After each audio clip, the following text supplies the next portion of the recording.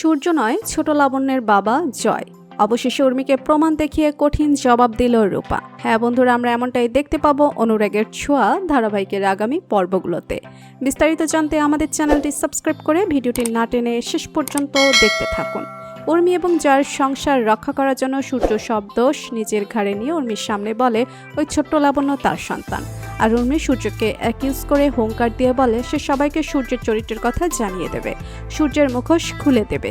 এরপরে দেখা যায় সেনগুপ্ত বাড়িতে হুলস্থুল কাণ্ড শুরু করে উর্মি। সে সবাইকে চিৎকার করে বলতে থাকে যে সূর্য সেনগুপ্ত একজন ঠকবাজ আর সূর্য সেনগুপ্তের সন্তান হচ্ছে এই ছোট্ট মেয়েটি।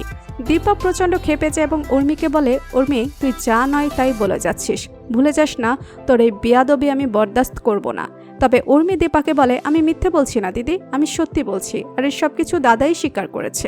অপরদিকে কল্যাণী থেকে সব সত্যি জেনে যায় রূপা। রূপা হসপিটালে গিয়ে ছোট্ট লাবণ্যের মায়ের থেকে তার আসল জন্ম পরিচয় জেনে যায় এবং সে আরও জানতে পারে যে সেনগুপ্ত বাড়ির সন্তান জয় সেনগুপ্তই ছোট্ট লাবণ্যর বাবা। হাতে প্রমাণ নিয়ে রূপা সেনগুপ্ত বাড়িতে ঢোকে ঠিক তখনই যখন উর্মি একের পর এক সূর্যকে অ্যাকিউজ করতে থাকে এবং বড় বড় কথা বলতে থাকে। ঠিক তখনই রূপা রুদ্রমতিতে বাড়িতে ঢোকে এবং উর্মিকে বলে, কাকি অনেক বলেছ, আর নয়, সূর্য সেনগুপ্ত নয়, ওই ছোট্ট লাবণ্যের বাবা জয় সেনগুপ্ত মানে কাকাই। আর এই দেখো আমার হাতে তার সব প্রমাণ আছে।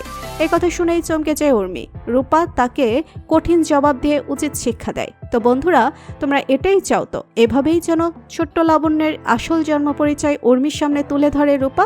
কমেন্ট করে জানিয়ে দাও তোমাদের মতামত। আর আমাদের চ্যানেলে নতুন হয়ে থাকলে চ্যানেলটি সাবস্ক্রাইব করে রাখুন যেন অনুরাগের ছোঁয়া ধারাবাহিকের আগামী পর্বের আপডেট ভিডিও সবার আগে পৌঁছে যায় আপনাদের কাছে।